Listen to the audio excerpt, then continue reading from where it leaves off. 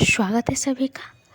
जैसा कि मैंने कहा कि मैंने एक नए सेशन की शुरुआत की है जिसमें मैं महत्वपूर्ण काव्य आंदोलन को देख रही हूँ, जिसकी शुरुआत हमने आधुनिक काल से की थी। आधुनिक काल के महत्वपूर्ण काव्य आंदोलन से, जिसका आरंभ होता है भारतेंदु युग से। तो इसके पूर्व में मैं आधुनिक काल को आधुनिक काल क्यों कहते हैं, इसका तात्पर्य क्या है, इसके संबंध में मैंने वीडियो बना दिया है। आज हम चर्चा करेंगे भारतेंदु मंडल के प्रथम कवि भारतेंदु हरिश्चंद्र से। थोड़ा हम देखते हैं कि भारतेंदु की कवियाँ जो रही हैं वो किस तरह के रहे हैं। तो भारतेंदु के जो कवि रहे हैं उन्हें दो श्रेणियों में बांट कर देखा जाता है। एक जो भारतेंदु जी का अनुसरण के अनुसार चले थे, जिन्हें भारतेंदु मंडल के कवि कहते हैं, और दूसरा जो उनसे अलग अपनी रचनाएं रच रहे थे। तो भारतेंदु मंडल के महत्वपूर्ण जो कवि रहे हैं वे हैं बद्री नारायण चौधरी प्रेमघन, प्रताप नारायण मिश्र, ठाकुर जगमोहन सिंह, बाल मुकुंद गुप्त, अंबिका दत्त व्यास और राधा कृष्ण दास रहे हैं। वह अन्य कवि जो उनसे अलग हटकर रचनाएं रच रहे थे वे थे नवनीत चतुर्वेदी, गोविंद किल्ला भाई, दिवाकर भट्ट, रामकृष्ण वर्मा और दुर्गा दत्त व्यास।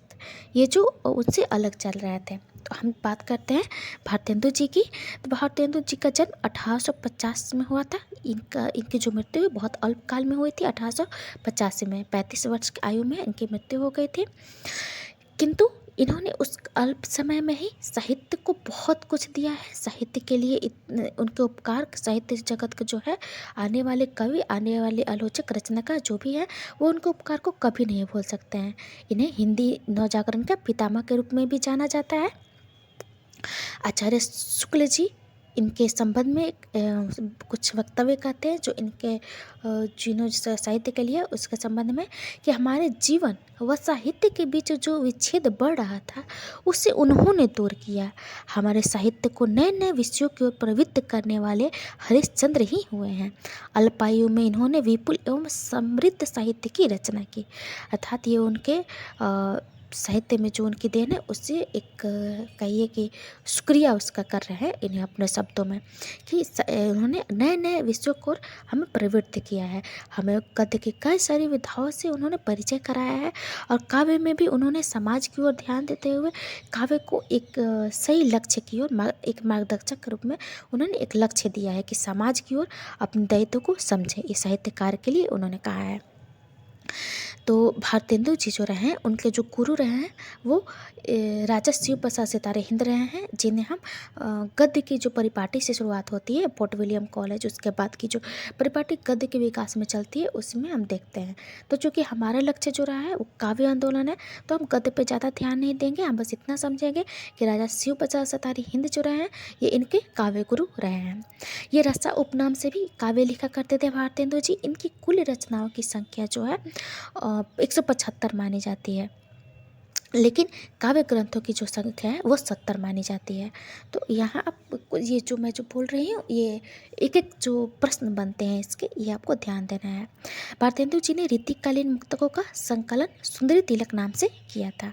भारतेंदु जी की जो महत्वपूर्ण कृतियाँ रही हैं वे हैं वर्षा विनोद, प्रेम मालिका, भक्ति सर्वस्व, वैशाख महात्म्य, प्रेम सरोवर, चैन कुतूहल, प्रेम तरंग, उत्तरार्ध भक्तमाल, प्रेम प्रलाप, विनय पचासा, फूलों का गुच्छा, प्रेम फुलवारी, ये सब उनकी महत्वपूर्ण रचनाएं रही है। विजयनी विजय वैजयंती, नए जमाने की मुकरिया, बंदर सभा, प्रिंस ऑफ वेल्स, ये सब कविताएं इनकी महत्वपूर्ण कविताएं रही हैं। इन्होंने विजयनी विजय वैजयंती ये जो शीर्षक कविता है ये मिस्र में भारतीय सेना की विजय प्राप्ति पर लिखे थे।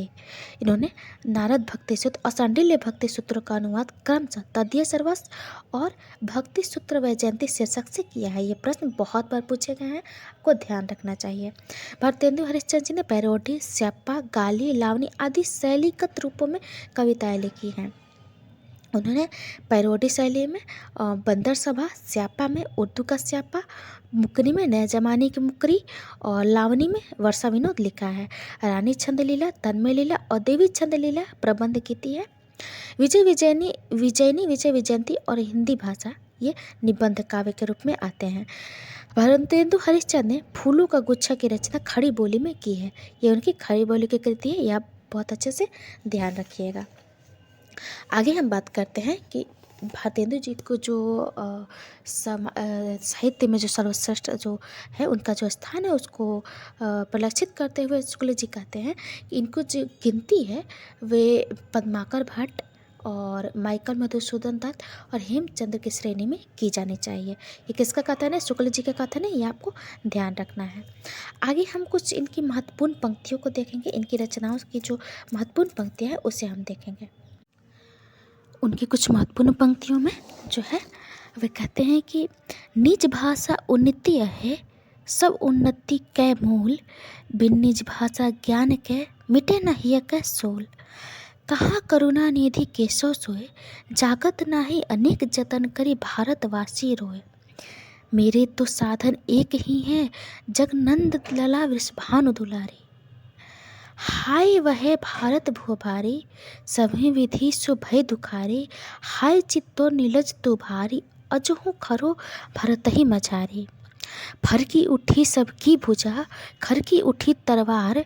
क्यों आप ही ऊंचे भय, आरे मोर्चे के बार। पिया प्यारे तिहारे निहारे, बिनिया अखिया दुखिया नहीं मानती है। मुँह जब लागे तब नहीं छोटे, जाति मान धन सब कुछ लूटे। पागल करी मोहि करे खराब, क्यों सखी साजन नहीं शराब।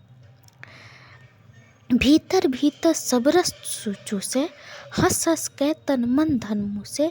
जाहिर बातन में अति तेज क्यों सखी, जाहिर बातन में अति तेज क्यों सखी साजन नहीं अंग्रेज।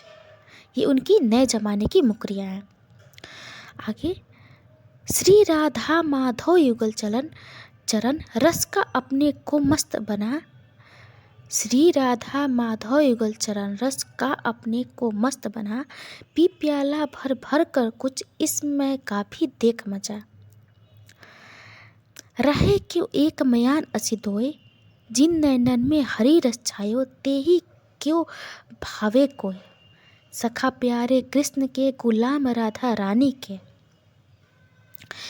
आज लो ना मिले तो कहाँ हम तो तुमरे सब भांति कहावे।